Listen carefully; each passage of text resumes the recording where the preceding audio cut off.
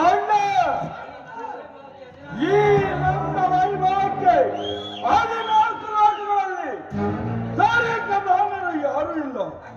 ಅಷ್ಟ ದಿಕ್ಪಾಲಕರು ಅಡಿಯಾದರು, ದೇವತರು ಅದರಿದರು, ಹರಿಯ ರಾಜರು ಎದರಿ ಪಲಾಯನವಾದರು.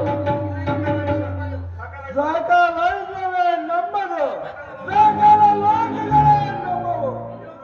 ಇಂದ್ರ ಪೇಂದ್ರರೇ ನಾವು, ಸೂರ್ಯ ಚಂದ್ರರೇ ನಾವು, ನಾವೇ ರಕ್ಷಕರು, ನಾವೇ ಶಿಕ್ಷಕರು. ಆದರೂ ನನಗೆ ಏಕೋ ಸಮಾಧಾನವಿಲ್ಲಣ್ಣ. ಏಕೆ ಏಕೆ ಸಮಾಧಾನವಿಲ್ಲ ಸಹೋದರ? ಅಣ್ಣ, ತ್ರಿಮೂರ್ತಿಗಳನ್ನೆಲ್ಲರನ್ನು ನಾವು ಜಯಿಸಿದರೆಂದು ಹೇಳಿಕೊಂಡರು. ಆದರೆ ಆ ಕೈಲಾಸವಾಸಿಯಾದ ಶಂಕರನನ್ನು ಹಾಗೇ ಬಿಡುವುದು ನನಗೆ ಏಕೋ ಸಹಿಸುತ್ತಿಲ್ಲ. ಅವನ ಬುರುಡ ಬಾಳೆ ದಡಿಯ ಬುಡುಬುಡಿಕೆಯನ್ನು ಸಾಮಾನ್ಯ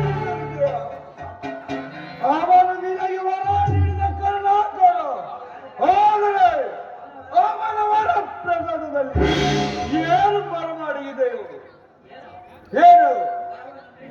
ಆ ವರವನ್ನು ನೀಡಿದ ಕಿಡಿಗೇಡಿಯನ್ನು ಹಾಗೇ ಬಿಡುವುದು ನನಗೆ ಸರಿ ಕಾಣುತ್ತಿಲ್ಲ.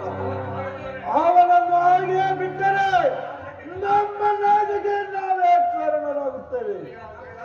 ಈಗ ನಾವು ಕೈಲಾಸಕ್ಕೆ ದಾಳಿ ಇಡುವುದರ ಬಗ್ಗೆ ನಿನ್ನ ಆಜ್ಞೆಯಲ್ಲ ಸಹೋದರ.